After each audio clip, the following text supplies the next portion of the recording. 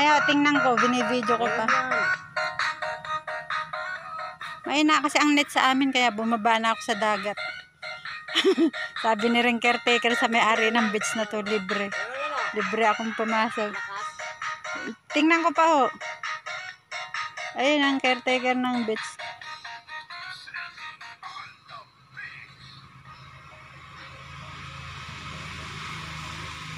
White sand. Ganito daw ang ang sand sa Boracay.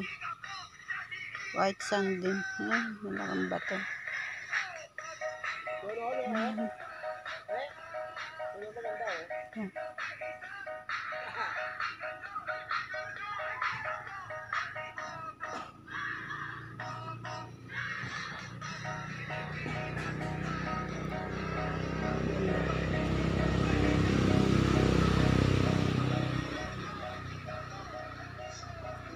Hindi ko dala yung stick.